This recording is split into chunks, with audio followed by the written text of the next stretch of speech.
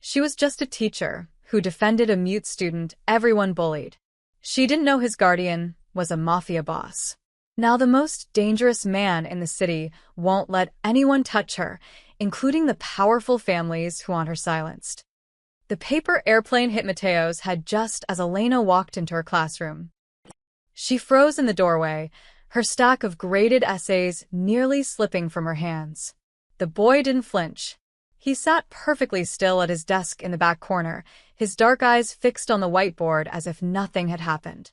Around him, 3 students, Brandon Chun, Madison Pierce, and Tyler Morrison, whispered and snickered behind their hands. "All right, settle down," Elena said, forcing her voice to stay steady as she set her papers on the desk. But she'd seen it. She'd seen everything. This was Mateo's 3rd day at Roosevelt Preparatory Academy, and Elena had already noticed the pattern. The 16-year-old transfer student ate lunch alone. He arrived early and left late. And every time she looked his way, those same 3 students were watching him like wolves circling prey. The morning lesson began with a discussion on To Kill a Mockingbird. Elena tried to focus, tried to lead her students through Atticus Finch's closing argument, but her attention kept drifting to the back corner. Mateo took notes carefully, his handwriting neat and precise. He never raised his hand. He never made a sound. Because he couldn't. Mateo was mute, a fact that apparently made him the perfect target. 20 minutes into class, Elena asked students to break into discussion groups. "Talk about the theme of moral courage," she said. "What does it mean to stand up for what's right when everyone else stays silent?" The irony wasn't lost on her. As students rearranged their desks, Elena watched Brandon deliberately push his backpack into the aisle, right where Mateo would have to step. The boy saw it, hesitated, then carefully walked around it. Madison and Tyler burst into exaggerated laughter. "Something funny?" Elena asked sharply. "No, Ms. Rodriguez," Madison said sweetly, her diamond earrings catching the fluorescent light. "Just discussing the book." Elena's jaw tightened. These kids came from money, real money. Their parents owned half the businesses in town and all of the school board seats. They were untouchable, and they knew it. But Mateo wasn't looking at them. He was looking at his desk, where someone had scratched something into the wooden surface while Elena's back was turned. "Freak." Elena's blood went cold. "Everyone eyes up here," she announced. "Actually, you know what? New assignment. We're going to talk about bullying in Mockingbird. How Scout and Jem face it. How Boo Radley faces it." She paused, letting her gaze sweep across the room. "How it destroys people when good people do nothing." Tyler shifted uncomfortably in his seat. "Ms. Rodriguez," Madison said, her voice dripping with false concern, "are we going to have time to finish the chapter questions? My mom said this class needs to stay on curriculum." "Your mom doesn't teach this class," Elena interrupted. "I do." The room went silent. For the next 30 minutes, Elena taught the most passionate lesson of her career. She talked about courage, about standing up for those who couldn't stand up for themselves, about how silence made you complicit. Several students nodded along. A few glanced at Mateo with something like guilt in their eyes. But Brandon, Madison, and Tyler just stared at her with barely concealed contempt. When the bell rang, students filed out quickly, eager to escape the tension. Elena noticed Mateo packing his bag slowly, methodically.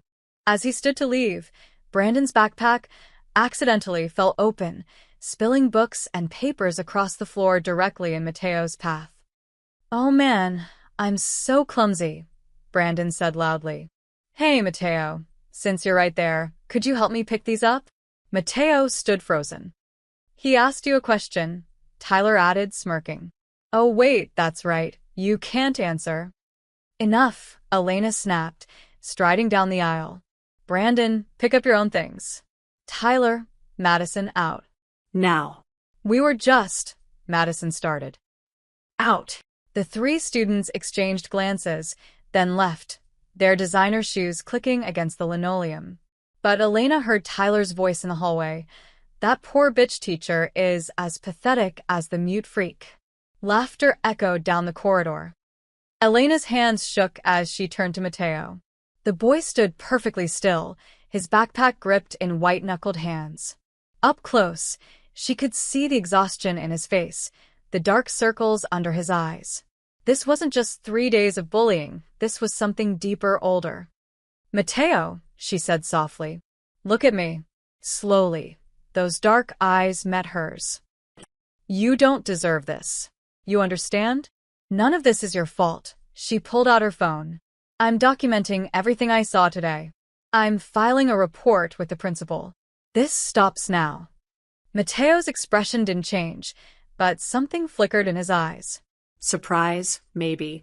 Or disbelief, like he'd heard these promises before and watched them crumble. Elena crouched down and picked up one of Brandon's scattered notebooks, then handed it to Mateo. "You don't have to clean up their messes. Not anymore." For the first time, Mateo's face softened. He reached into his pocket, pulled out a small notepad, and wrote something quickly before showing it to her. "Thank you, Ms. Rodriguez. But it won't matter. It never does."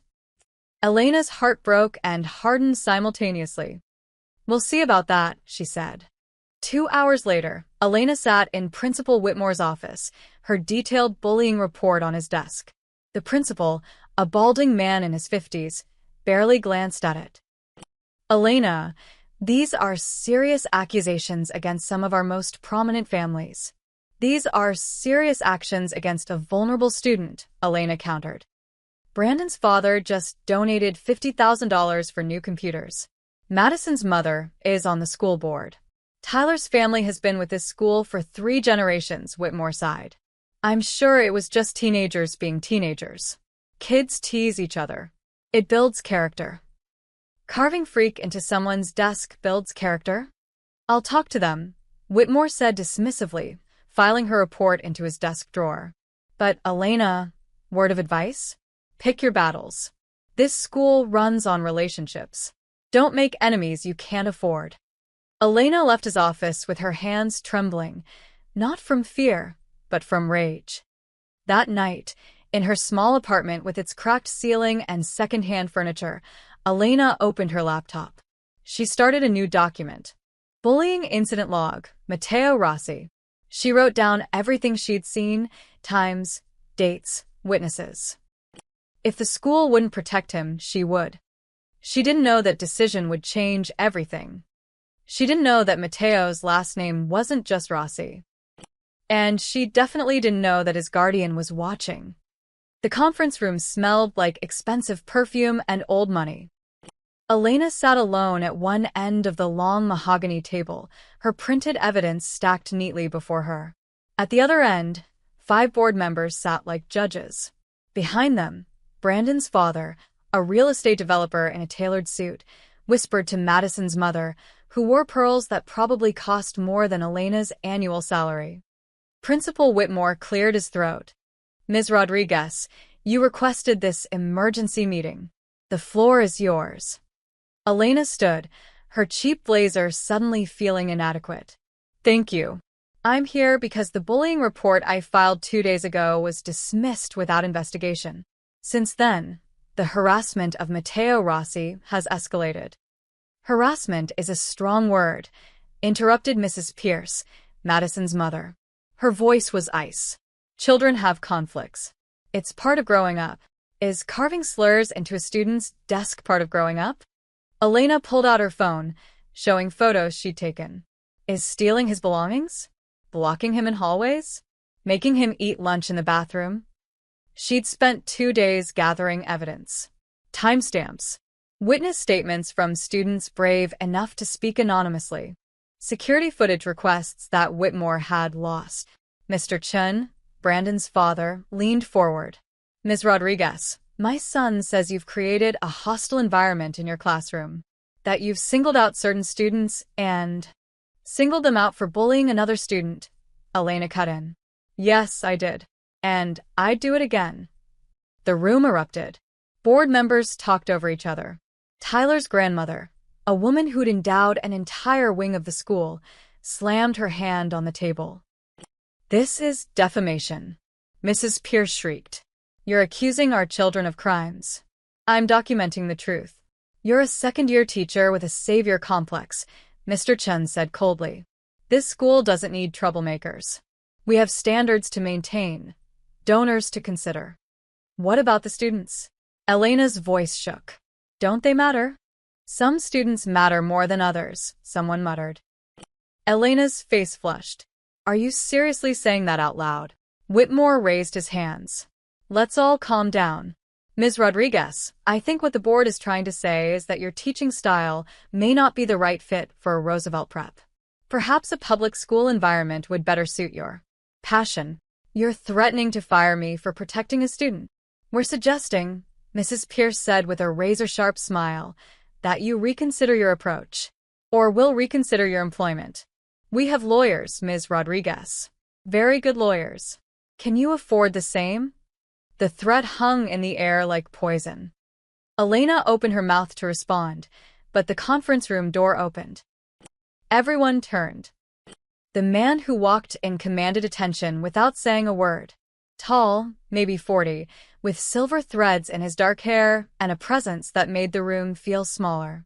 His suit was immaculate, not flashy, but custom-made, the kind you only saw in movies. Two men in dark clothing flanked him, remaining by the door. Apologies for the interruption, he said, his voice smooth and quiet. I was told there was a meeting about my ward. Whitmore stood so quickly his chair scraped. Mr. DeSantis. We didn't expect. We weren't informed you'd be attending. DeSantis. Elena's stomach dropped. She'd heard that name before. Everyone in the city had. Whispered in news reports. Connected to waterfront developments that went through mysteriously fast. Restaurants that never seemed to close despite being empty. The kind of name that made police chiefs retire early. This was Mateo's guardian. I make it a policy to attend meetings about my family, Luca said, taking a seat directly across from Elena. His dark eyes swept the board members, and she watched them shrink. Please continue. I'm simply here to listen. The confident accusations died in everyone's throats. Mrs. Pierce recovered first. Mr. DeSantis, I assure you, we're handling this situation with the utmost care. Ms. Rodriguez has made some unfounded claims about student interactions, and we're simply addressing. Unfounded. Luca's voice remained soft, but something in it made Mrs. Pierce stop talking. You're saying my ward hasn't been bullied? Teenagers have disagreements, Mr. Chen said carefully. But bullying is such a harsh term. I'm sure Mateo is just adjusting to a new school. These things take time. How much time? Luca asked. How much time should a child spend being tormented before adults intervene? Silence. Elena stared at this man, this dangerous man, who was now defending Mateo with the same arguments she'd been making. Luca turned to her. Ms. Rodriguez, you filed the report. Yes, sir. Why? The question caught her off guard. Because it was the right thing to do. Something flickered in his expression, respect, maybe, or surprise. He turned back to the board. I've heard enough. Clearly, this institution has failed in its duty to protect students. I'll be conducting my own investigation. That won't be necessary, Whitmore said quickly. We have protocols. Your protocols protected bullies over a child who can't speak for himself. Lucas stood, buttoning his jacket. I'll be in touch with the superintendent. And my lawyers will review Roosevelt Prep's anti-bullying policies in detail. He walked toward the door, then paused. Ms. Rodriguez, a moment. Elena's heart hammered as she followed him into the empty hallway. The board members' panicked whispers faded behind the closed door. Up close, Luca DeSantis was even more intimidating, not because he postured or threatened, but because he didn't need to. Thank you, he said simply. Elena blinked. For what? For defending him. Mateo didn't tell me about any of this. Something like pain crossed his face. He's learned not to expect help. Mr. DeSantis, I'm just doing my job. No, his dark eyes held hers. Most people do their jobs by looking the other way. You chose differently. He pulled a card from his pocket and handed it to her. If there are any further incidents, or if they retaliate against you, call me directly. Elena looked at the card. Just a name and a phone number, embossed in silver. I appreciate the offer, but I can handle. Ms. Rodriguez, his voice was quiet but firm. You just made enemies of very powerful people. They'll come for you now. Please take the card. She did, her hands trembling slightly. As Luca walked away, his footsteps echoing down the marble hallway, Elena realized two things. First, she'd just been pulled into something far bigger than a school dispute. And second, she had absolutely no idea what she'd gotten herself into. Elena returned to teaching like nothing had happened. What else could she do? Bills didn't stop coming just because you challenged powerful people. So she stood in front of her classroom the next morning, teaching Shakespeare's Julius Caesar, trying not to think about the board meeting or the dangerous man who defended her. Matteo sat in his usual back corner, but something was different. He looked lighter somehow, like a weight had lifted. When their eyes met, he gave her a small nod. Elena smiled back, then noticed Brandon's empty seat. And Madison's. And Tyler's. Are they sick? Someone whispered. I heard they got sent to the principal's office, another student murmured. Elena continued her lesson, but her mind raced. What had Luca done? She wouldn't find out until much later how much. Across town, Mr. Chen sat in his corner office overlooking the harbor, staring at his computer screen in disbelief. The email from the city's planning commission was brief and devastating. Your bid for the Harbor Point Development Project has been rejected. All permits currently under review will require additional environmental assessments. Estimated delay, 18 to 24 months. Harbor Point was his golden goose. $20 million in projected profits. He'd greased every wheel, called in every favor.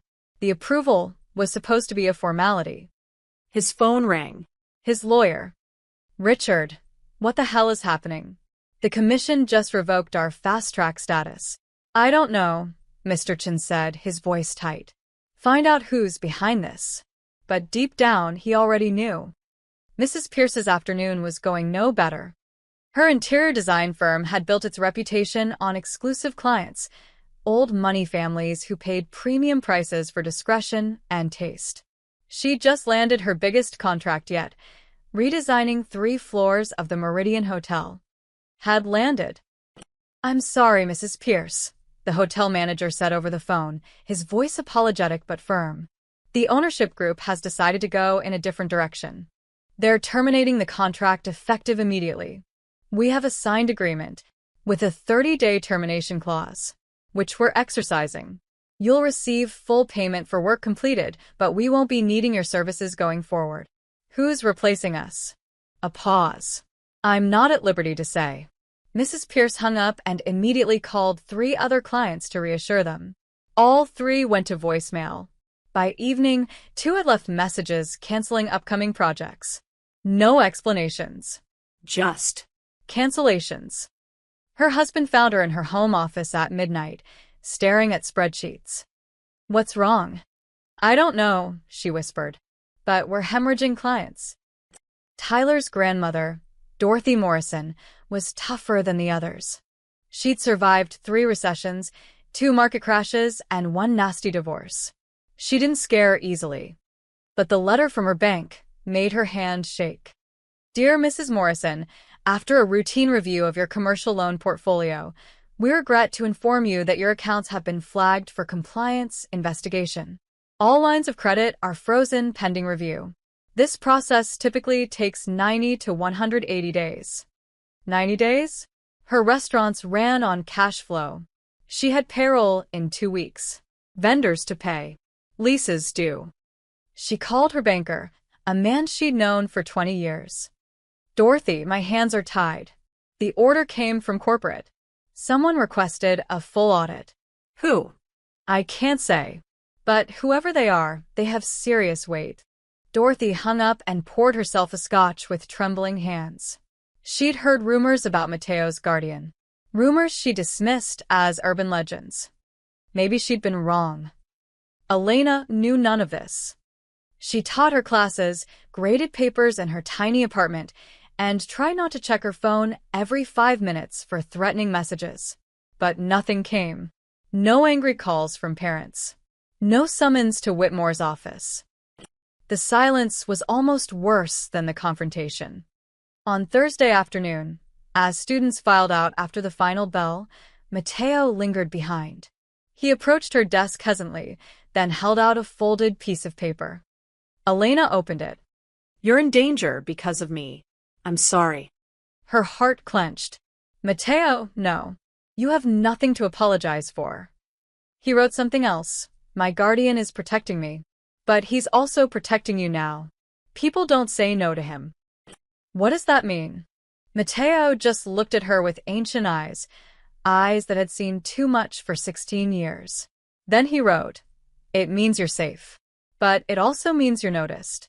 Be careful, Ms. Rodriguez. He left before she could respond. That evening, Elena Googled Luca DeSantis for the first time. The results were sparse. A few photos from charity events, always in the background, never the focus. Articles about waterfront development that mentioned his company in passing. One old newspaper story about organized crime in the city that referred to alleged connections to traditional family structures, without naming names. And one Reddit thread titled, Is Luca DeSantis actually? The thread had been deleted. Elena closed her laptop, feeling cold despite the stuffy apartment. What had she done? She'd wanted to protect a bullied student. Instead, she'd somehow become entangled with a man whose very name made people delete their questions. Her phone buzzed. Unknown number. Her hands shook as she opened the text. The 3 families are scrambling. They don't know who's hitting them yet, but they will soon. When they do, they'll blame you. Stay alert. LD. Elena stared at the message. Luca was destroying these people's livelihoods. For Mateo. And apparently for her. She should have felt grateful. Protected. Instead, she felt terrified. Because she understood now what Mateo had been trying to tell her. Luca's protection wasn't free. It came with a price she hadn't agreed to pay. She was valuable to him now, which meant she was trapped. Elena looked at Luca's business card, still sitting on her kitchen counter where she'd left it 2 days ago. The embossed numbers seemed to glow in the dim light. Outside her window, a dark sedan was parked across the street. It hadn't been there this morning. Elena turned off the lights and sat in the darkness, wondering if she'd saved Mateo or simply traded one cage for another. And somewhere across the city, in an office with a view of the harbor, Luca DeSantis made another phone call. The quiet war had only just begun. The email arrived at 6:47 a.m. on Friday morning. Ms. Rodriguez, you are hereby notified of a disciplinary hearing scheduled for 3 p.m. today regarding violations of professional conduct, including defamation of students, insubordination, and creating a hostile learning environment. Your employment status will be determined at this hearing. You may bring representation. Roosevelt Preparatory Academy Board of Directors. Elena read it 3 times, her coffee growing cold in her hand. They were firing her. Today. She'd known retaliation was coming, but 24 hours notice? That wasn't a hearing, it was an execution. Her hands shook as she called the teachers' union. The representative sounded sympathetic but helpless. Elena, with this short notice, I can't get anyone there by 3. The earliest we could contest this is next week, but by then I'll be unemployed. I'm sorry. These private schools have flexibility that public schools don't. If you had tenure. I'm in my 2nd year. A heavy sigh. Document everything. Record the hearing if you can. We'll fight the wrongful termination after. But today you're on your own. Elena hung up and stared at her reflection in the dark TV screen. She looked exhausted. Defeated. But she wasn't defeated yet. She dressed in her best suit, the one she'd worn to her job interview 2 years ago. She printed every piece of evidence she'd collected. She prepared her defense like she was going to war. Because she was. The school day crawled by. Students whispered as she passed in hallways. Teachers avoided eye contact. Even Mateo looked worried, writing her a note during class. "What's happening?" She wrote back, "I'll be okay." But she didn't believe it. At 2:45, Elena walked into the same conference room where everything had started 3 days ago. The board sat in judgment once again, but this time lawyers flanked them. 3 men in expensive suits with briefcases full of ammunition. Elena sat alone at the opposite end. "Ms. Rodriguez," Whitmore began, his voice formal. "You understand the severity of this hearing? I understand you're trying to silence me." Mrs. Pierce's lawyer, a sharp-faced man named Kirkland, leaned forward. "Ms. Rodriguez, you've made serious and defamatory accusations against minors. You've disrupted the educational environment. You've acted in insubordination to direct orders from administration. These aren't small matters. Neither is systematic bullying of a disabled student." "Alleged bullying," Kirkland corrected, "which you've failed to prove despite making inflammatory claims that have damaged the reputations of 3 families. I have evidence. You have photos of graffiti that could have been made by anyone. You have anonymous statements from students who won't go on record. You have your interpretation of normal teenage social dynamics." He opened a folder. "What we have are statements from multiple students saying you've created a hostile classroom environment, that you've targeted specific students based on their socioeconomic status, and that you've violated school policy by contacting a parent, Mr. DeSantis, without administrative approval." Elena's stomach dropped. "I didn't contact him. He came to the meeting. After you filed a report that prompted his invitation," Mr. Chen's lawyer added. "A report you filed knowing it would cause disruption." "A report I filed because it was my legal obligation." "Your obligation," Kirkland said coldly, "is to follow the chain of command. Instead, you've embarked on a personal crusade that's caused significant harm to this institution and its donors." Dorothy Morrison leaned forward. "Ms. Rodriguez, I've served on this board for 30 years. I've seen teachers come and go. The ones who last, they understand that education isn't just about protecting every student who has a hard time adjusting. It's about maintaining standards, order, and relationships that keep this school running. So, we should let bullies run free because their parents have money? We should trust experienced administrators," Whitmore said, "not second-year teachers with hero complexes." Elena felt the room closing in. They'd prepared for this. Every argument she made, they had a counter. Every piece of evidence she presented, they dismissed. She was going to lose. "Let's vote," Mrs. Pierce said, unable to hide her satisfaction. "All in favor of terminating Ms. Rodriguez's employment effective immediately." The conference room door opened.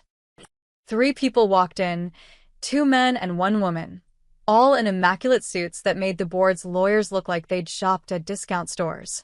The woman in front carried a leather briefcase embossed with gold letters, DeSantis Legal Group. "I apologize for the interruption," she said, her voice crisp and professional. "I'm Catherine Walsh, representing Ms. Elena Rodriguez in this matter." Elena's mouth fell open. Whitmore stood. "This is a closed hearing. You can't just..." Under the terms of Ms. Rodriguez's employment contract, she's entitled to legal representation at any disciplinary hearing. Section 47, subsection B. Catherine placed her briefcase on the table with a soft thud. "You did provide her contract, didn't you?" Silence. "No? Then I've brought copies for everyone." Her colleagues began distributing documents.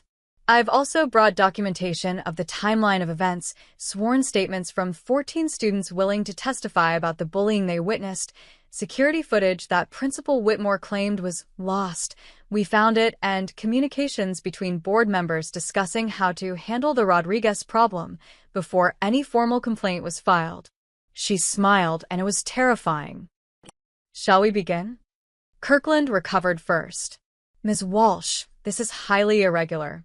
Ms. Rodriguez couldn't have retained counsel of this caliber in the past 5 hours. She didn't retain us. We're pro bono. We take cases involving civil rights violations." Catherine pulled out a chair next to Elena and sat. "Now, you were about to vote on termination? I suggest you reconsider. Because if you fire Ms. Rodriguez today, will have a wrongful termination lawsuit filed by Monday morning. And unlike this hearing, that will be very, very public. Mrs. Pierce's face went white. Mr. Chen's lawyer whispered urgently in his client's ear. Elena stared at Catherine Walsh, this elegant, powerful woman who'd appeared like a guardian angel and knew exactly who had sent her. Luca. This hearing will continue, Whitmore said weakly. But we'll review the new evidence and reconvene Monday morning. Excellent, Catherine stood. Ms. Rodriguez, let's go. Elena gathered her papers with numb fingers and followed the lawyers out, feeling every hostile eye burning into her back. In the parking lot, Catherine turned to her. Mr. DeSantis sends his regards. He thought you might need assistance. I can't afford. You're not paying. Consider it a favor. Catherine's expression softened slightly. You protected his family. He protects his own. That now includes you, Ms. Rodriguez. Elena watched the lawyers drive away in a black Mercedes and realized the cage door hadn't opened. It had just gotten bigger. Elena woke up Saturday morning to 847 notifications. Her phone buzzed incessantly on the nightstand, the screen lighting up with each new alert. Facebook, Twitter, Instagram, email, text messages from numbers she didn't recognize. Confused and still half asleep, she opened Twitter. She was trending. Hashtag Justice for Mateo, hashtag Teacher Stands Up, hashtag Roosevelt Prep Scandal. Her hands went cold as she scrolled through tweet after tweet. Thread, a second-year teacher is being fired for defending a mute student against elite bullies. This is what's wrong with private schools. 1/15. Roosevelt Prep tried to silence Elena Rodriguez. Instead, they made her a hero. Hashtag Teacher Stands Up. Someone had leaked everything. The bullying incidents, the dismissed report, the emergency hearing, even the board's attempt to fire her yesterday.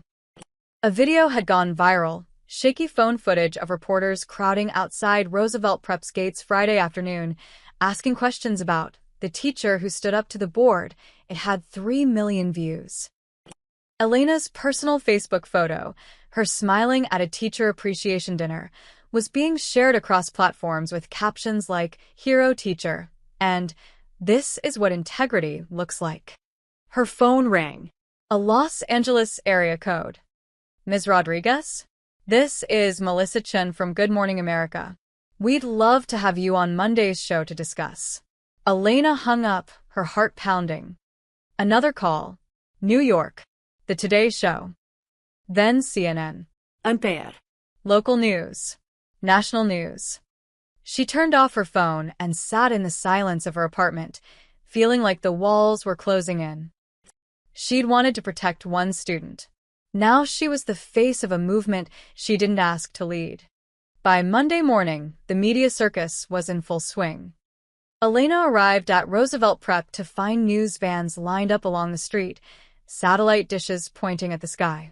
Reporters held microphones, cameras ready. Parents dropping off students slowed down to watch the spectacle. Ms. Rodriguez, Channel 7 News. Can we ask you a few questions? Elena, is it true the board threatened you? What message do you have for other teachers facing similar situations? Elena pushed through the crowd, keeping her head down. Security guards, more than usual, formed a barrier at the entrance. She caught a glimpse of Whitmore through the front office window, his face red as he spoke urgently on the phone. Inside, the school felt different. Students stared. Some gave her thumbs up or whispered encouragement. Others looked nervous, their parents probably board members or donors. In her classroom, someone had left flowers on her desk. A card read, "Thank you for caring." Minus derecho. But there was also a note, scrawled in angry handwriting. "You're going to regret this."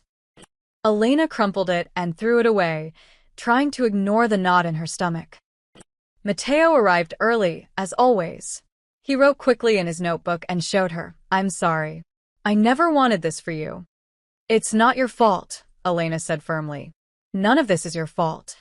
But Mateo looked haunted, like he'd seen this pattern before, people getting too close, paying the price. The day crawled by in a surreal haze. Between classes, Elena's colleagues whispered in corners. Some congratulated her. Others warned her that she'd crossed a line and should be careful. At lunch, she ate in her classroom, avoiding the faculty lounge. Through her window, she could still see news vans parked outside, reporters doing stand-ups in front of the school sign. Her phone, turned back on, showed hundreds more messages. Job offers from public schools, interview requests, marriage proposals from strangers, death threats. One email stood out, marked urgent. Ms. Rodriguez, we need to talk about your safety. Please call Catherine Walsh. Elena was about to dial when she noticed something outside. A black SUV with tinted windows sat across from the school, engine idling. It had been there since she'd arrived. Not a news van. Not a parent's car. Just watching. Her skin prickled. After final bell, Elena stayed late grading papers, waiting for the media to disperse. By 6, the news vans had left. The school was quiet, but when she finally walked to her car in the dim parking lot, that black SUV was still there. As she drove home, it followed. Elena's hands tightened on the steering wheel. She took random turns, testing. The SUV stayed 3 cars back, professional and persistent. Not Luca's people. She'd seen his security. They were subtle but protective. This felt different. Predatory. At her apartment building, Elena parked and rushed inside, her keys clutched like a weapon. She ran up the stairs to her third-floor unit and locked the door behind her, heart hammering. Through her window, she watched the SUV park across the street.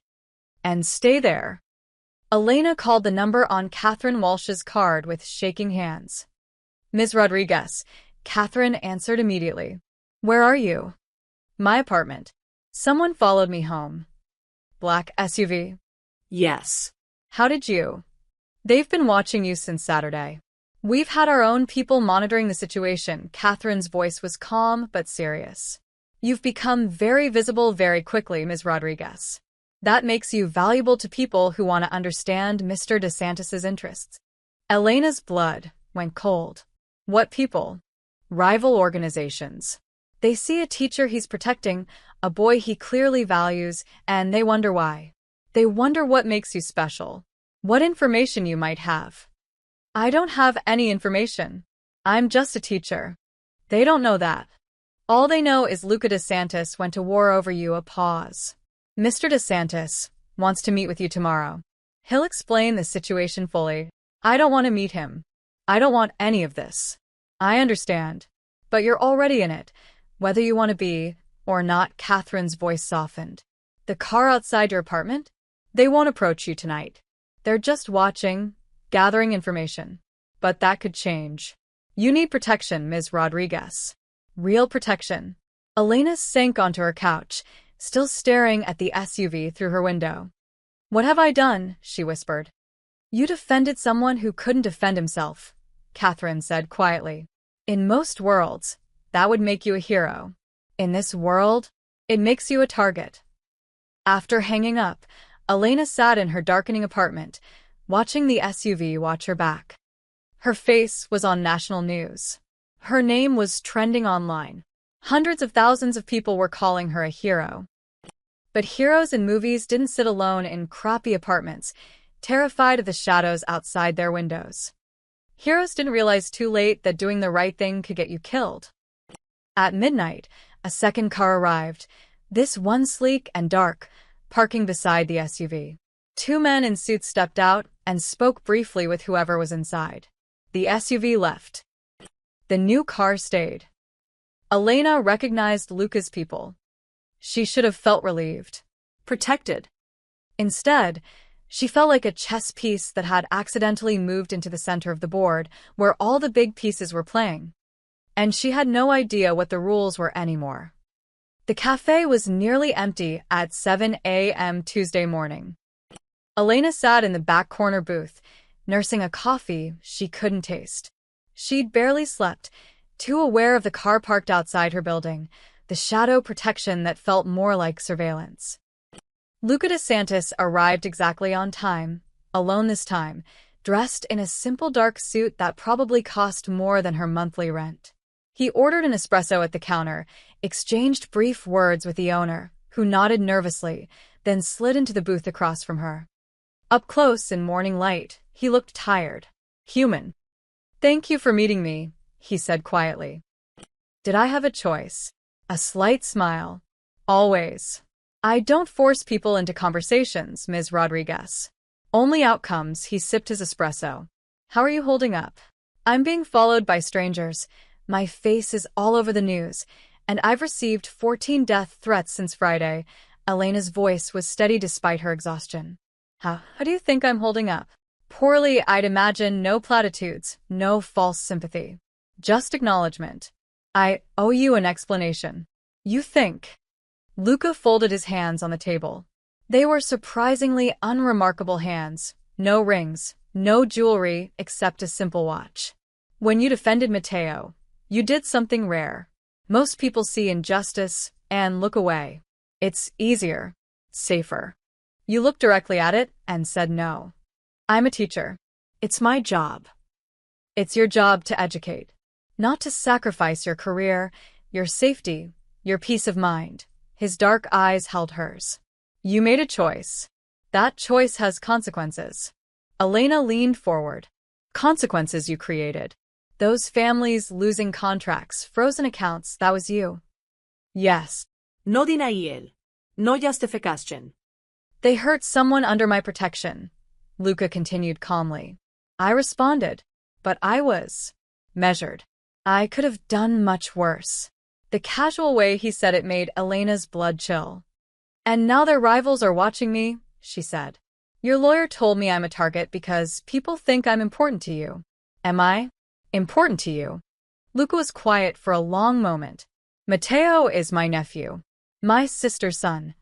Elena's breath caught. The past tense hung heavy between them. "She died 3 years ago. Cancer. Before she passed, she made me promise 2 things. Keep Matteo safe, and let him have a normal life." Bitterness crept into his voice. "I've failed at both. He's been to 4 schools in 3 years. Each time, the same pattern. Kids sense he's different, vulnerable. They circle like sharks. Why is he with you? What about his father?" "Never in the picture." Luca's jaw tightened. "Matteo's doctor says his muteness is psychological, not physical. Selective mutism triggered by trauma. He watched his mother die slowly, painfully. He was 13. He hasn't spoken since." Elena's heart broke. She thought of Matteo's ancient eyes, that bone-deep exhaustion she'd seen in him. "The schools always promise they'll handle it," Luca continued. "But when the bullying starts, they protect the donors, the legacies, the families with influence." He met her gaze. "Until you. You were the first person who chose him over your own security. Do you understand how rare that is in my world?" "I'm not in your world." "You are now," he said it gently, but it landed like a verdict. "The moment you stood up in that board meeting, you became visible. And visibility in my world is dangerous." "Then make me invisible again," Elena said desperately. "Stop protecting me. Let this blow over." "It won't blow over. You're trending on social media. You're a symbol now. And symbols attract attention, both good and bad." Luca leaned back. "The Calabrese family has been watching my movements for months. They're looking for weaknesses, leverage. When they saw me intervene at your school, they became interested. When the media made you famous, they became very interested." The black SUV. Calabrese scouts. Testing security, seeing how close they can get. They won't hurt you, not yet. But they'll watch, follow, maybe try to approach you. Ask questions about Matteo, about me, about where my interests lie. Elena's hands trembled around her coffee cup. What do they want? Information. Leverage. In my world, knowledge is currency. Luca's voice remained calm, like he was explaining simple math. They think you're valuable to me, which makes you valuable to them. They're not wrong. I'm just a teacher. You're the woman who made me show my hand. Luca leaned forward, his intensity focused but not threatening. I stay in shadows, Ms. Rodriguez. I don't attend school board meetings. I don't send lawyers to disciplinary hearings. I certainly don't start economic wars over bullied children, even my own nephew. But you made me care more about his well-being than about staying invisible. That tells my enemies something important. What? That I'm human. That I can be moved. That there are people who matter enough to make me act against my own interests. He paused. You're one of those people now. The weight of it pressed down on Elena's chest. I didn't ask for this. No one asks for their life to change. It just does. Luca's expression softened slightly. I'm offering you a choice, Elena. May I call you Elena? She nodded numbly. I can provide protection. Real protection. Not control, not ownership, protection. You continue teaching. You live your life. But my people ensure your safety. No one approaches you. No one threatens you. You're under my umbrella. And in exchange, nothing.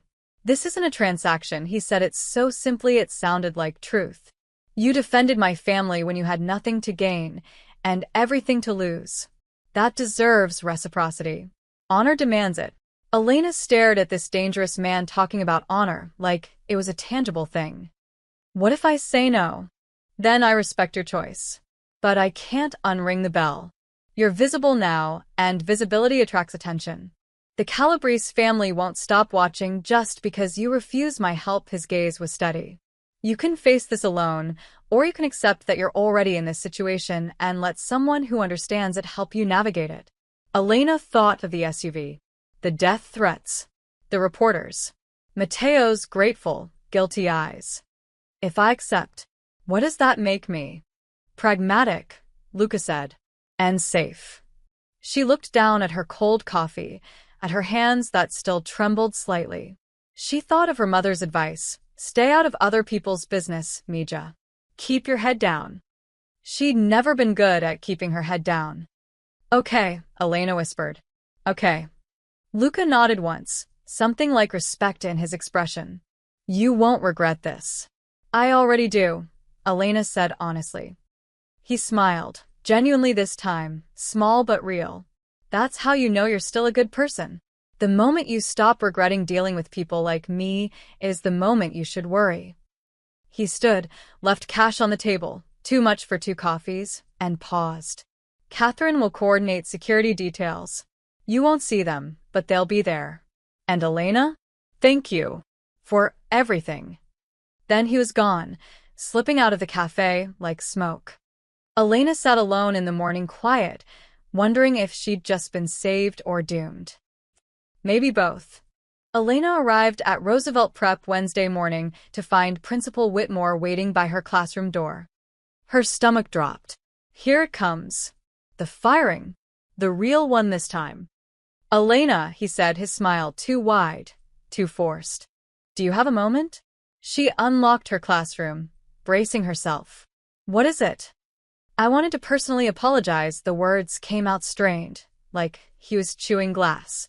The board has reconsidered its position regarding the disciplinary hearing. We've decided to drop all charges.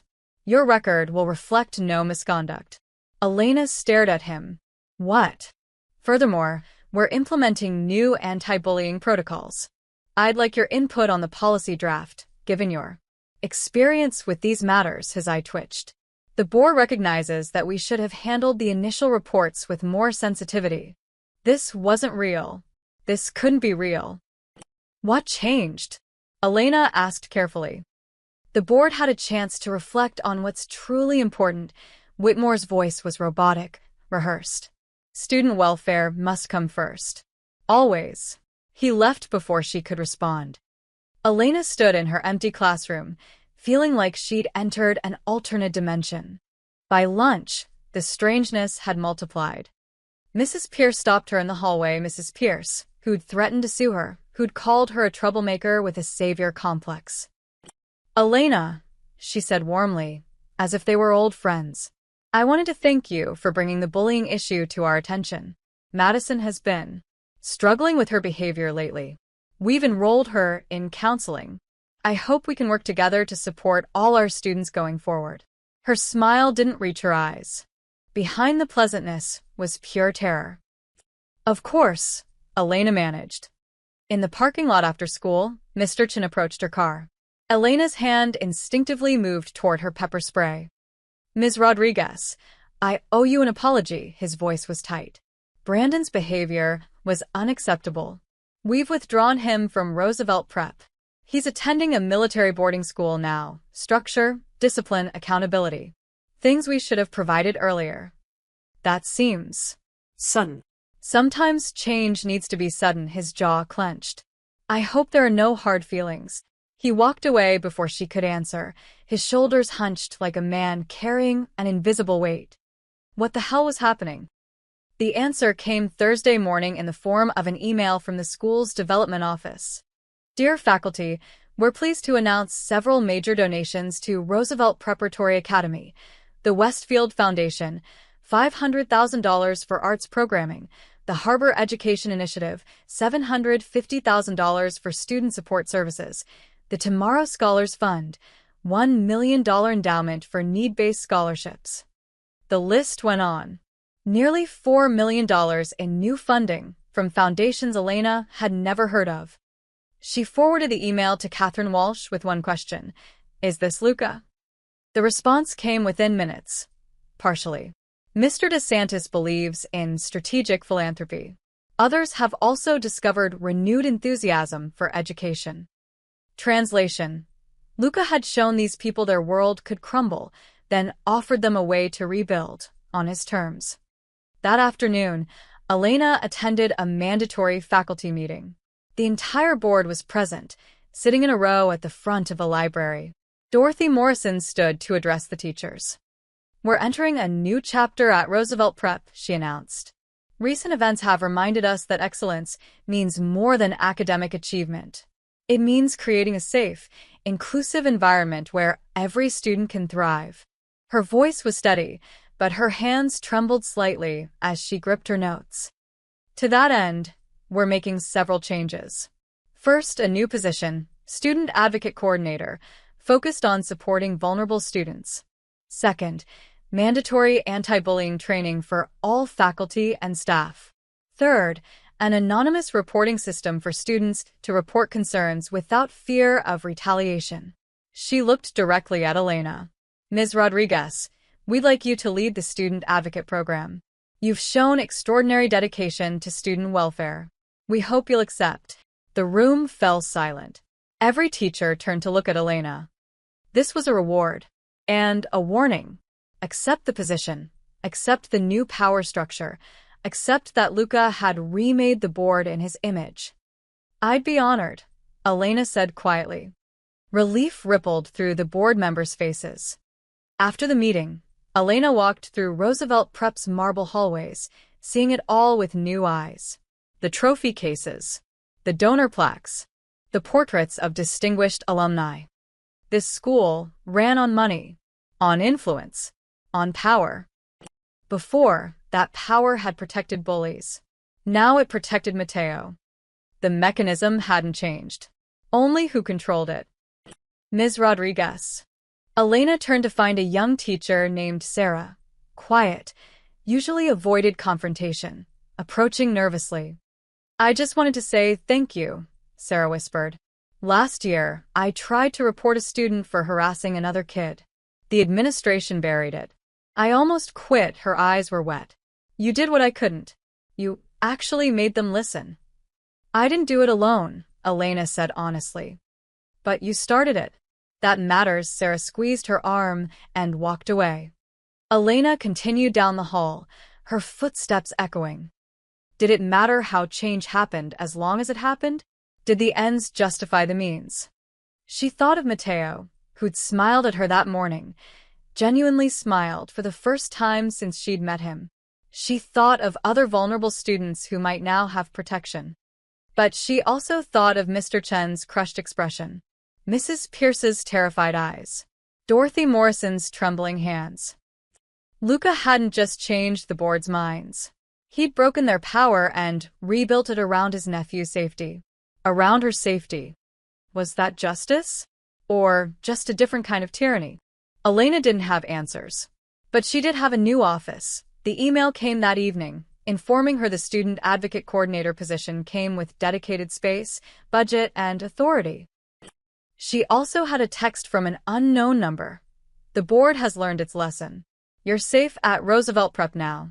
LD, safe. The word should have brought comfort. Instead, Elena thought of a golden cage. Beautiful. Secure. Still a cage. That night, from her apartment window, she watched Luca's security car parked below. Protecting her. Watching her. She was the most powerful teacher at Roosevelt Prep now. She had resources, authority, backing. And she'd never felt more trapped. But when she thought of Mateo's smile, she couldn't bring herself to regret it. Maybe that's what compromise looked like in the real world. Maybe heroism wasn't about staying pure. It was about accepting complicated alliances to protect people who couldn't protect themselves. Or maybe she was just telling herself that to sleep at night. Elena closed the curtains and went to bed, knowing tomorrow would bring more forced smiles from people who hated her, more security she didn't ask for, more of this strange new world she'd accidentally helped create. The board had shifted. The question was, had she shifted too? Elena stayed late at school Thursday evening, organizing her new office. The student advocate coordinator position came with a small room near the guidance counselor suite. She'd spent hours arranging bookshelves, hanging motivational posters, creating a space where students would feel safe. By the time she finished, it was nearly 9 p.m. The school was empty, silent except for the hum of fluorescent lights. Her footsteps echoed as she walked through the darkened hallways toward the parking lot. Outside, the autumn air bit at her skin. The lot was empty except for her aging Honda and the janitorial staff's van. She clicked her key fob, and her car beeped in response. That's when she noticed the security car was gone. Elena's steps slowed.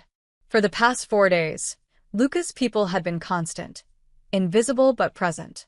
She'd grown accustomed to that dark sedan, always watching, always there. Now the street was empty. Her instinct screamed. She picked up her pace, reaching for her car door. Ms. Rodriguez. She spun around. 2 men stood near the school entrance, seemingly appearing from nowhere.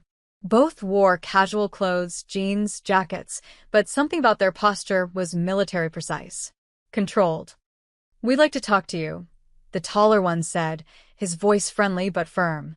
"Just a few minutes." Elena's hand tightened on her keys, positioning them between her fingers like a weapon. "Who are you?" "Friends. We're concerned about your situation," the shorter man smiled, but it didn't reach his eyes. "You've gotten involved with dangerous people. We're here to help." "I'm not interested." She turned toward her car, but they moved closer, not threatening, but blocking her path subtly. "You don't understand what Luca DeSantis is," the tall one continued. "The man you're trusting, the one protecting you? He's responsible for things you can't imagine. Illegal operations, violence. I need to go." "We can offer you real protection," the short one interjected. "Better protection. DeSantis has enemies, Ms. Rodriguez. You're caught in the crossfire. Come with us, we'll explain everything, get you somewhere safe." "She's not going anywhere." The voice came from behind the men. Elena's breath caught as 3 figures emerged from the shadows near the building. Luca's security team, led by a woman with short dark hair and eyes like flint. The 2 men froze. "Sophia," the tall one said carefully. "This doesn't concern you." "Everything concerning Ms. Rodriguez concerns me." Sophia moved closer, her hand resting casually near her jacket, where Elena suspected a weapon was holstered. "You need to leave. Now." "We're just talking." "You're attempting to intimidate someone under our protection." Sophia's voice was cold steel. "That's a problem." The tension crackled like electricity. Elena's heart hammered. These people were talking about her like she was a possession, a strategic asset. The short man looked at Elena. "You have our card. When you realize what you've gotten into, call us. We can help you disappear, start over." "Enough." Sophia stepped between them and Elena. "Leave, or this gets ugly." For a moment, nobody moved. Then the 2 men exchanged glances and backed away slowly, hands visible, non-threatening. They disappeared into a gray sedan parked down the street that Elena hadn't noticed before. As soon as they drove away, Elena's legs nearly gave out. She leaned against her car, breathing hard. "Are you all right?" Sophia asked, her demeanor shifting from dangerous to concerned. Who were they? Calabrese's family. Low-level recruiters. Sophia scanned the parking lot, checking for additional threats. They've been looking for an opening. We had to relocate briefly, suspected surveillance on our position. They moved fast. They wanted me to go with them. Elena's voice shook. They were going to take me. Not take. Convince. They wanted you to come willingly, feed you information about Mr. DeSantis, turn you against him. Once they had you isolated, they'd extract everything you know about Mateo, about Luca's operations, about his vulnerabilities. I don't know anything. They don't know that. Sophia gestured to her team. Marco will follow you home. I'm riding with you. We're upgrading your security as of tonight. Elena wanted to argue, wanted to scream that this was insane, that she was just a teacher. But her hands were still shaking, and those men's eyes, calculating, predatory, were burned into her memory. She unlocked her car with numb fingers. The drive home was silent. Sophia sat in the passenger seat, alert, watching every car that passed. Behind them, Marco followed in the security sedan. At Elena's apartment building, Sophia did a full sweep before allowing her inside. In Elena's small living room, she pulled out her phone. I need to report to Mr. DeSantis. No, Elena said suddenly. I need to talk to him. Directly. Sophia hesitated, then nodded and dialed. Luca answered on the second ring. Status. Calabrese attempted contact. Subject is secure but shaken. She wants to speak with you. A pause. Put her on. Sophia handed Elena the phone. Elena, Luca's voice was tense. Are you hurt? No, Her voice cracked. What is happening? Who are those people? What do they want with me? They want leverage. Information. A way to hurt me, he sighed heavily. I'm sorry. We had a surveillance gap. It won't happen again. This is insane. Elena's fear transformed into anger. I'm a teacher. I defended a bullied student. How did that turn into men trying to kidnap me in a parking lot? Because in my world, kindness is rare. When someone shows genuine care for my family, my enemies assume there's a deeper connection, a weakness they can exploit. His voice softened. You're right. This is insane. It's also reality now. I can't live like this. I know. Silence stretched between them. I'm coming to you. We need to talk about next steps. Really talk, not just me telling you to accept protection. You deserve to understand everything. I'll be there in 20 minutes. He hung up before she could respond.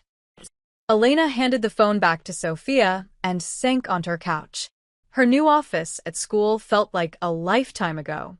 The pride she'd felt organizing it, imagining helping students, it all seemed so naive now. It gets easier, Sophia said quietly. Living like this. Being vigilant. You adjust. I don't want to adjust. I want my boring life back. Then you shouldn't have been brave. Sophia's expression was sympathetic but honest. Courage has consequences, Ms. Rodriguez. You're learning that the hard way. Elena thought of Mateo. His smile that morning. The way other students had started sitting with him at lunch, now that the bullies were gone. She thought of Sarah, the young teacher who'd thanked her for speaking up.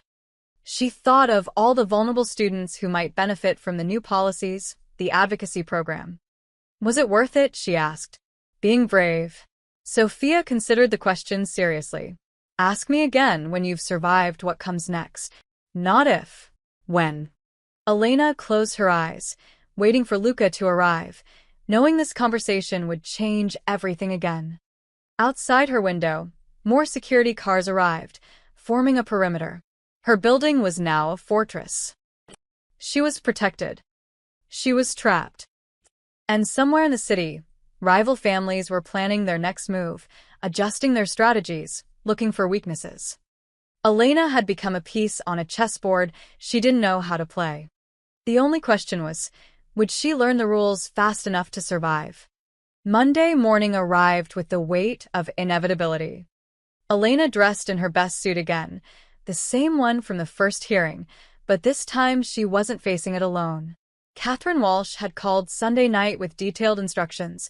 Say nothing unless directly asked, let the lawyers handle everything, and above all, stay calm. Easy to say, impossible to do. The conference room was packed. The entire board, their lawyers, Principal Whitmore, and now, surprisingly, several reporters allowed in to observe. The viral attention had made this hearing too public to hide.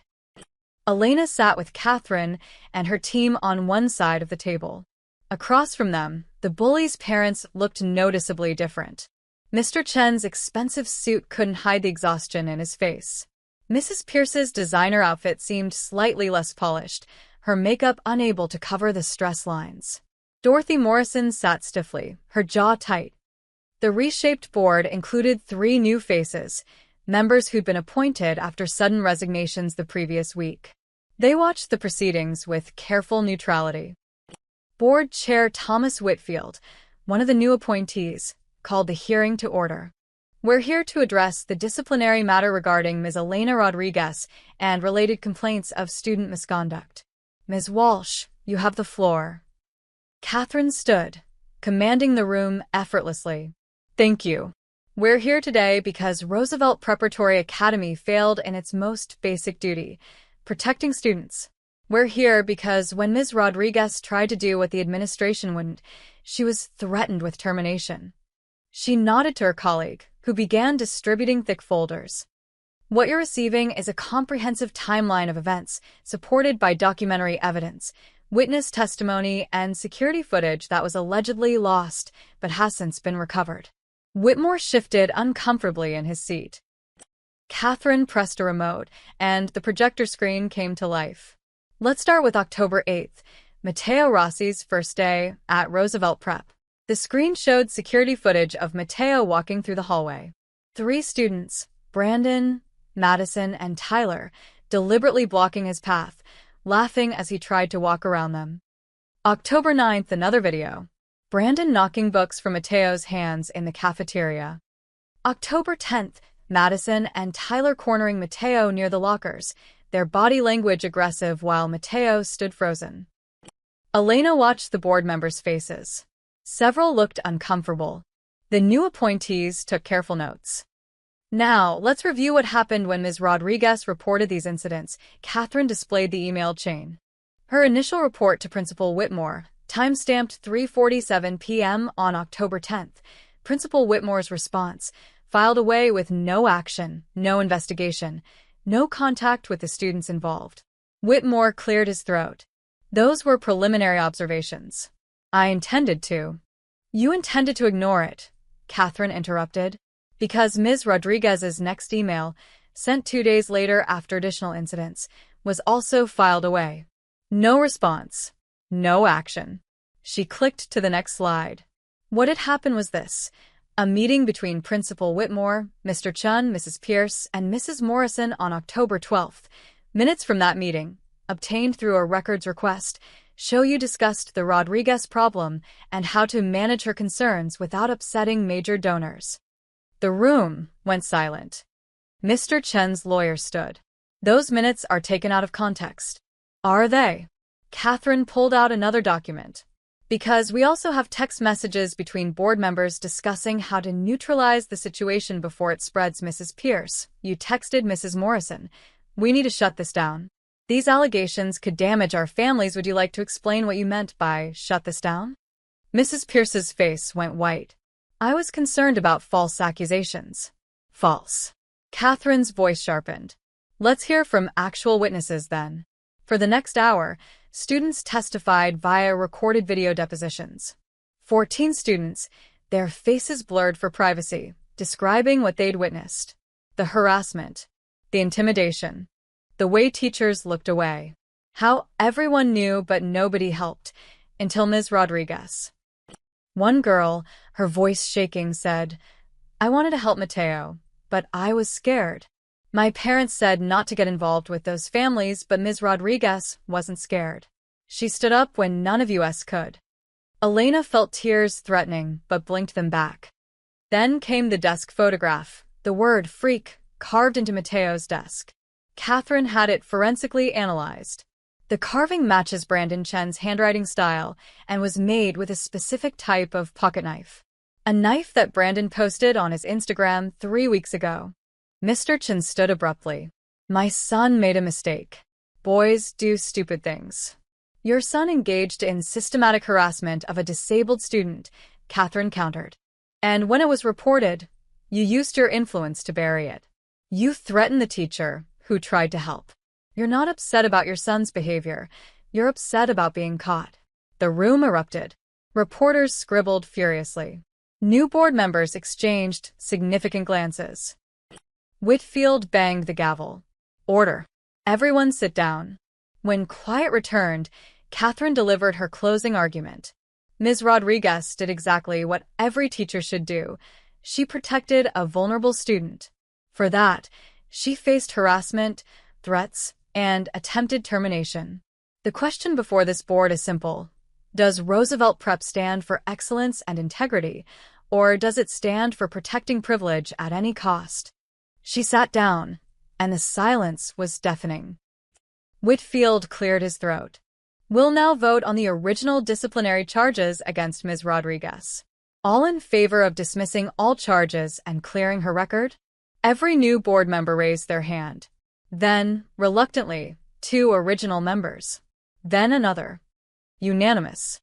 Elena's breath caught. Next vote. Whitfield continued. All in favor of launching a formal investigation into the bullying incidents and the administration's handling of the reports. Again unanimous. Finally, disciplinary action for the students involved. Brandon Chen, Madison Pierce, and Tyler Morrison are hereby suspended pending a full review. If evidence supports the allegations, expulsion will be considered. Mrs. Pierce gasped. Mr. Chen's face turned red. Dorothy Morrison just closed her eyes, defeated. This hearing is adjourned. The reporters rushed out to file their stories. The board members filed out quickly, avoiding eye contact. The bullies' parents gathered in a corner, their lawyers speaking urgently.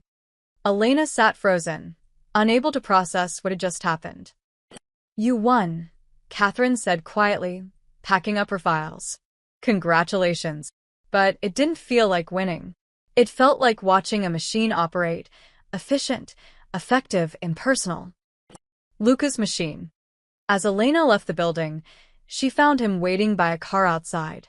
He didn't smile, didn't celebrate. Justice was served, he said simply. Was it? Elena asked. Or did you just rearrange the board until you got the outcome you wanted? Does it matter? Mateo is safe. You're vindicated. The bullies face consequences. He studied her face. You wanted them held accountable. They are. I wanted the system to work, not to be rebuilt around your influence. The system never worked, Elena. It just worked for different people. Luca's voice was patient. Now it works for people who deserve protection, including you. Elena looked back at Roosevelt Prep's pristine facade. Inside, change was happening, real change that would help vulnerable students. But it had come through power plays and intimidation, not genuine reform. Was that enough? Could she live with that compromise? Thank you, she said finally, because whatever else was true, Mateo was safe now. Luca nodded and drove away, leaving Elena standing in the autumn sunlight, wondering if justice achieved through questionable means was still justice. She didn't have an answer. But she did have her job, her dignity, and the knowledge that one student was safer because she'd refused to look away. Maybe that would have to be enough. The news broke within an hour. Teacher vindicated in landmark bullying case. Roosevelt Prep Board votes unanimously to clear accused teacher. Elite student suspended after evidence reveals systematic harassment. By Tuesday afternoon, Elena's phone was exploding again, but this time, the messages were different. You're a hero. Thank you for standing up for what's right. My daughter says you changed everything at Roosevelt Prep. The school parking lot that afternoon looked like a victory rally. Parents stopped her to shake her hand, to thank her, to share stories about their own children who'd been bullied and ignored. Ms. Rodriguez, I just wanted to say, a mother with tears in her eyes gripped Elena's hand. My son has anxiety. He's been terrified of those kids since freshman year. For the first time, he actually wants to go to school. Thank you. Elena didn't know what to say. I just did what was right. And that's rare, the woman replied. Inside the school, the atmosphere had shifted dramatically. Students who'd previously avoided Mateo now smiled at him in hallways. Some even sat with him at lunch, using their phones to translate questions into text so he could respond in his notebook. Elena watched from across the cafeteria as Mateo, quiet, isolated Mateo, sat surrounded by 4 other students, all laughing at something he'd written. His face was brighter than she'd ever seen it. That, at least, felt like a genuine victory. The bullies' families weren't faring as well. By Wednesday, the fallout had intensified. Mr. Chun released a public statement. Our family deeply regrets the pain caused to Matteo Rossi and his family. Brandon is receiving counseling, and we support the school's decision. We're committed to learning from this and doing better. The statement was carefully crafted by lawyers, every word measured. But social media wasn't buying it. Too little, too late. Only sorry because they got caught. Rich families think they can buy their way out of consequences. Mrs. Pierce had disappeared from public view entirely. Her interior design firm's Instagram account, once full of luxury home photos and client testimonials, had gone dark. The comments on her last post were brutal. Dorothy Morrison resigned from the school board. Her official statement cited health reasons, but everyone knew the truth. She'd been on the wrong side of history, and her reputation was shattered. The 3 families had been untouchable for decades. Now, they were pariahs. Elena should have felt vindicated. Instead, she felt hollow. These were still people, flawed, arrogant people who'd made terrible choices, but people nonetheless. Watching them be publicly destroyed was uncomfortable, even knowing they'd brought it on themselves. You're too soft, Catherine said Thursday afternoon over coffee. They'd met to discuss closing the legal case. These people tried to ruin your life. I know, but watching them suffer doesn't make me happy. That's because you're a good person, Catherine smiled slightly. It's why Luca respects you. In his world, people celebrate their enemies' destruction. You just want everyone to do better. Is that naive? Probably, but it's also admirable. The positive changes came faster than Elena expected. By Thursday, Roosevelt Prep's development office announced major new initiatives, a $2 million anonymous donation to establish the Student Advocacy and Support Fund, covering counseling services, anti-bullying programs, and resources for students with special needs. Elena knew exactly who donated, but the money was real, and the help would be real. More donations followed, not from Luca, but from parents who'd been energized by the case. Ordinary families who'd never felt like they had a voice suddenly felt empowered. The PDA tripled its membership in 1 week. Friday morning, the entire faculty attended a mandatory training on recognizing and addressing bullying. The trainer, a nationally recognized expert, opened with, "This school has an opportunity to become a model for how institutions should protect vulnerable students. You have Ms. Rodriguez to thank for forcing that conversation." Applause filled the auditorium. Elena blushed and sank lower in her seat. Principal Whitmore announced his resignation that afternoon. After much reflection, his statement read, "I've decided to pursue other opportunities. Roosevelt Prep deserves leadership that prioritizes student welfare above all else." Translation: he'd been forced out. The new interim principal, Dr. Sarah Chun, no relation to Brandon's father, called Elena to her office Monday morning. "I want you to know that things are going to be different," Dr. Chun said. She was a no-nonsense woman in her 50s with 20 years of public school experience. The Student Advocate program isn't just window dressing. You'll have real authority, real resources. If you see a problem, I want to hear about it immediately. "Thank you," Elena said, genuinely moved. "Don't thank me. You earned this. You took on an entire power structure," and one Dr. Chin leaned forward. "But Elena, I need to ask, are you prepared for what comes next? Being the face of this change. I'm not trying to be the face of anything. I just want to teach. I know. But like it or not, you're a symbol now. Students look up to you. Parents trust you. That's a responsibility. Elena nodded slowly. I understand. Good. Now, let's make sure we're worthy of the second chance your courage gave this school. That evening, Elena sat in her new office, fully furnished now, with comfortable chairs for students, educational resources, and a small sign on the door. Student Advocate, Ms. Rodriguez. All are welcome. 3 students had already come to see her that day. One about a learning disability he was embarrassed to discuss with his parents. Another about feeling excluded from friend groups. The third just wanted to talk to someone who'd listen. Elena had listened, really listened, and helped where she could. This was why she'd become a teacher. Not for fame or recognition, but for these quiet moments of connection where she could make a small difference in a young person's life. Her phone buzzed. A text from an unknown number. I saw the news. You changed my life. Thank you. Former student. Then another. My daughter says you're her hero. And another. The world needs more teachers like you. Elena read them all, feeling both humbled and overwhelmed. She wasn't a hero. She was just someone who couldn't stand by and watch injustice happen. But maybe that's what heroism actually was. Not grand gestures or dramatic sacrifices, but ordinary people refusing to look away when it mattered. Outside her window, the autumn sun set over Roosevelt Prep's campus. Students walked to the parking lot, laughing and talking. Among them, she spotted Mateo, walking beside 2 other students, gesturing animatedly with his notebook. He looked like a normal teenager having a normal conversation with friends. That image, more than any news headline or public praise, made everything worth it. Elena packed up her things and headed home, past the security car that still followed her. Some things hadn't changed, back to her small apartment that felt a little less lonely now. She'd won. Mateo was safe. The school was changing.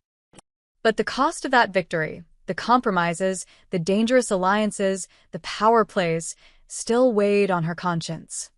She'd learned something important these past 2 weeks. Doing the right thing wasn't simple. It came with complications, consequences, and moral gray areas that teachers' manuals never covered. But she'd do it again.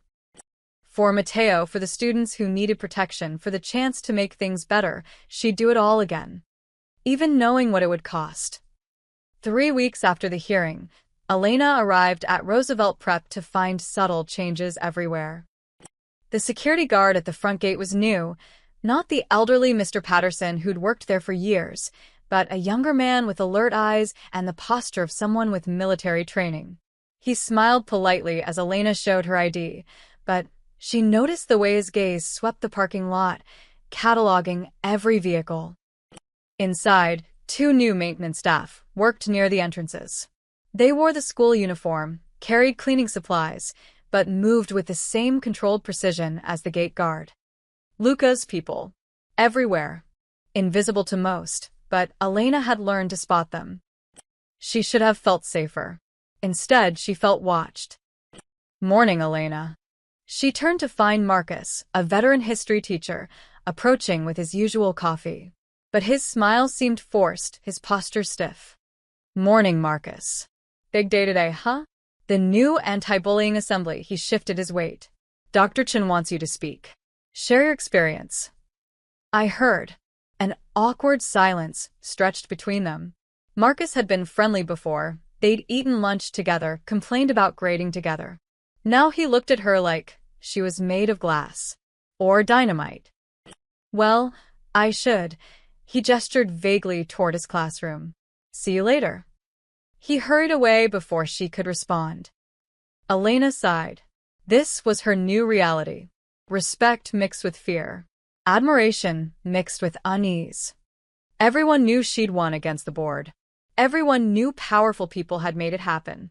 And everyone was terrified of ending up on the wrong side of that power. In her student advocate office, Elena reviewed the week's appointments. 7 students had requested meetings, double last week's number. Word was spreading that her office was a safe space, that she actually listened, actually helped. A knock interrupted her thoughts. "Come in." Mateo entered, holding his notebook. He looked different than he had 4 weeks ago. He gained weight, probably eating actual lunches instead of hiding in bathrooms. His posture was straighter. His eyes, while still serious, held light instead of just exhaustion. He wrote quickly and showed her.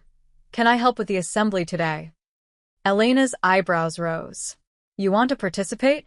He nodded, then wrote, "I want people to see that things can get better. That speaking up matters." He paused, then added, "You showed me that." Emotion tightened Elena's throat. "Mateo, you don't have to." "I want to." His dark eyes were determined. "I can't speak, but I can write. I can show what changed." Elena studied this brave kid who'd been so broken a month ago. "Okay, let's plan something together." For the next hour, they worked on a presentation. Mateo would display his written experiences on slides while Elena narrated. Before and after. What bullying felt like. What safety felt like. As they worked, Mateo wrote something that wasn't for the presentation. "My uncle talks about you." Elena's hands stilled on her keyboard. "Oh. He says you're the bravest person he knows. That you stood up without expecting anything back." Mateo looked at her seriously. He's not used to that. "Your uncle has done a lot for us," Elena said carefully. "He's done a lot for me," Mateo wrote. "Because of you. You made him see I needed more than just protection. I needed someone to care." Elena's vision blurred. "I do care, Mateo. You're a good kid who deserved better." He smiled, genuinely smiled, and returned to the presentation. The assembly that afternoon filled the auditorium. All students, grades September 12th, Saturday in sections by class. Faculty lined the walls. Dr. Chin stood at the podium, speaking about the school's commitment to change. "We failed one of our students," she said bluntly. "We allowed harassment to continue because it was easier than confronting difficult truths. That ends now. Today, we hear from someone who refused to accept that failure, Ms. Rodriguez." Applause filled the auditorium. Genuine, enthusiastic applause. Elena walked to the stage, her heart pounding. She spoke about recognizing bullying, about the importance of intervention, about creating a culture where everyone felt safe. Her words were simple but honest. Then she invited Mateo up. The auditorium went silent as he approached, many students seeing him truly for the first time. He stood beside Elena as the presentation began. His words appeared on the screen behind them. "My name is Mateo. I can't speak, but I have things to say. I've been to 4 schools in 3 years. Each time, I hoped it would be different. Each time, the bullying started within weeks. I learned to expect it, to accept it, to believe I deserved it. Then I came to Roosevelt Prep, and Ms. Rodriguez saw what was happening. She didn't ignore it. She didn't tell me to toughen up. She stood up for me when I couldn't stand up for myself. Because of her, I'm not afraid anymore. I have friends now. I eat lunch in the cafeteria. I smile." The final slide showed 2 photos side by side. Mateo on his first day, hunched and isolated, and Mateo from yesterday, laughing with 3 other students. The caption read, "This is what caring looks like. Thank you, Ms. Rodriguez. Thank you to everyone who chooses to see, To help. To care. The auditorium erupted in applause. Students stood. Teachers clapped. Some people were crying. Elena looked at Mateo, this remarkable kid who'd found his voice through silence, and felt overwhelming pride. After the assembly, students swarmed Mateo, not to mock or intimidate, but to support. They asked how to communicate with him better. They invited him to sit with them. They treated him like he mattered. Because now they understood. He did matter. Elena watched from the side of the auditorium as Dr. Chin approached. "That was powerful," the principal said. "You've changed the culture here in 1 month, Elena. That's remarkable. It wasn't just me." No. But you started it. You refuse to let injustice stand, Dr. Chen paused. I know some faculty are uncomfortable with the attention you've received, with the power that's aligned behind you. I didn't ask for any of that. I know. But it exists anyway. Dr. Chen's expression was thoughtful. Use it wisely. You have influence now, real influence. That's a gift and a burden. As Dr. Chen walked away, Elena spotted Sophia, Luca's head of security, standing near the exit. She gave Elena a subtle nod, acknowledging, watching, protecting. Always watching. Elena's colleague Sarah approached nervously. That was beautiful. What you and Mateo did, she lowered her voice. Some teachers are saying you have special protection, that nobody can touch you now. Sarah. I think it's good, Sarah interrupted. Someone needs to have the power to protect students instead of donors. I'm glad it's you. She walked away before Elena could respond. Elena gathered her materials and headed back to her office. The security guard, the new one, opened the door for her with a respectful nod. Her phone buzzed. A text from Luca. I watched the live stream. You're teaching him it's safe to be visible. Thank you. Elena didn't respond. What could she say? That she was grateful for his protection but terrified of its implications? That she'd created something good but couldn't shake the feeling she'd sold something important in the process. She looked at her office, at the students' thank you notes pinned to her bulletin board, at the schedule full of appointments with kids who needed help. This was real. The good she was doing was real. Even if the power structure that enabled it was complicated, even if colleagues feared her, even if she'd allied with someone dangerous to protect someone innocent.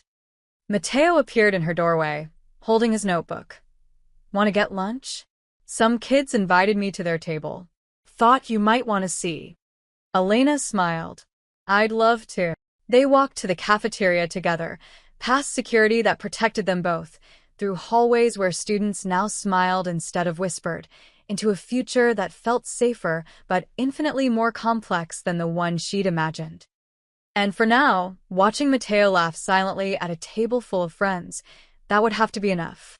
1 month after the hearing, Dr. Chen called Elena into her office. I have a proposal, the principal said, gesturing for Elena to sit. The student advocate coordinator position has exceeded every expectation. You've helped 17 students in 4 weeks. You've created protocols that actually work. Parents are requesting you specifically. Thank you, but I want to make it official. Full-time. You'd split your schedule, 2 classes teaching English, the rest dedicated to advocacy. We'd expand your office, give you a real budget, hire an assistant. Dr. Chen leaned forward.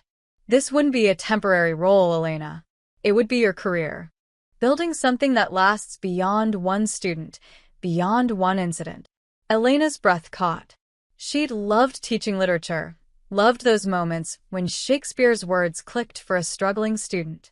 But the advocacy work, helping kids navigate bullying, discrimination, anxiety, all the challenges that kept them from learning, felt more essential somehow. What about my current students? We'll transition them after this semester. You'll still teach, just less. Your real work is protecting the vulnerable, Dr. Chen smiled. You're good at it, Elena. Better than anyone I've seen. Don't waste that gift. Elena thought of Mateo, now thriving. Of the quiet girl with anxiety who'd finally told her parents about her struggles. Of the boy who'd been too ashamed to ask for learning disability accommodations until Elena helped him understand it wasn't weakness, it was wisdom. Yes, she said. I accept. Dr. Chen extended her hand. Then welcome to the next chapter of your life. That afternoon, Elena sat in her office updating student files when Mateo appeared. He developed a habit of stopping by after school, sometimes to talk about his day through writing, sometimes just to sit in comfortable silence. Today, he looked serious. He wrote carefully. Uncle Luca wants to talk to you. Outside. Elena's stomach tightened. She hadn't seen Luca since the hearing, though his presence, his protection, his influence surrounded her constantly. Is something wrong? No. He just wants to say something. In person. Elena saved her work and followed Mateo through the hallways. Students called out greetings to both of them. Mateo was popular now, genuinely liked rather than feared or pitted. He'd found his place. Outside the main gates, a familiar black car idled. Lucas stood beside it, hands in his pockets, looking relaxed but alert. When he saw them, something in his expression softened. "Ms. Rodriguez," he said formally. "Thank you for meeting me. Mr. DeSantis." Mateo wrote something and showed his uncle. "I'll wait inside." "No," Lucas said quietly. "Stay. This concerns you too." Mateo positioned himself between them, curious. Luca turned to Elena, and for the first time, she saw something vulnerable in his eyes. "I came to say thank you and goodbye." Elena's eyebrows rose. "Goodbye?" "Mateo is safe here now. Truly safe. He has friends, advocates, a school that actually protects him." Luca glanced at his nephew with unmistakable pride. "He doesn't need me hovering anymore. Neither do you. The security will remain for another month, then gradually withdraw. You've become part of Roosevelt prep structure now. Dr. Chun protects you. The new board respects you. You don't need my shadow anymore," he smiled slightly. "You've earned your own power, Elena. The kind that comes from integrity, not intimidation." Elena didn't know what to say. For weeks, she'd felt trapped by his protection, uncomfortable with the alliance. Now that he was offering freedom, she felt strangely unmoored. "I couldn't have done any of this without you," she admitted. You started it. "I just adjusted the playing field." Luca's expression grew serious. "You taught me something important. I've spent years protecting Mateo, through controlling his environment, eliminating threats, building walls. You protected him by believing in him, by showing him people could care without wanting something in return." He turned to Mateo. "She gave you what I couldn't, hope that the world could be good." Mateo's eyes glistened. He wrote quickly, "You both saved me. Different ways. Both necessary." Luca pulled his nephew into a brief, tight hug, a gesture so human, so normal, that Elena had to look away. When they separated, Luca extended his hand to Elena. "Thank you for defending my family, for being brave when it would have been easier to look away." Elena shook his hand, feeling the weight of everything unspoken between them. "Take care of him, always.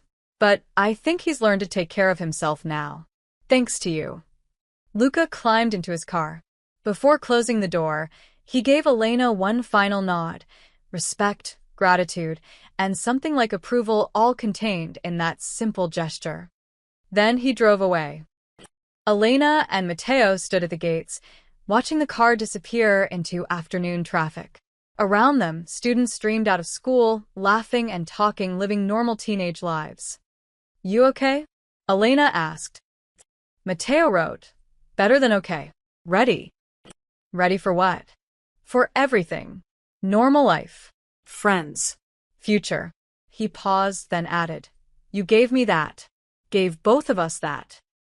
They walked back toward the school building.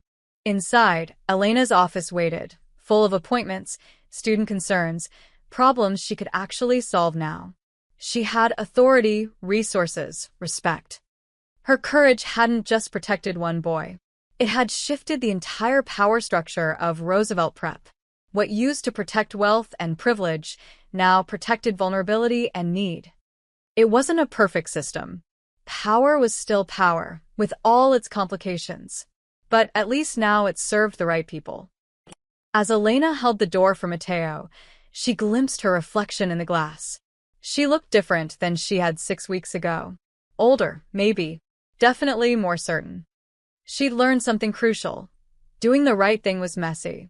It required uncomfortable compromises, strange alliances, and accepting that change rarely came through pure means. But it was still worth doing.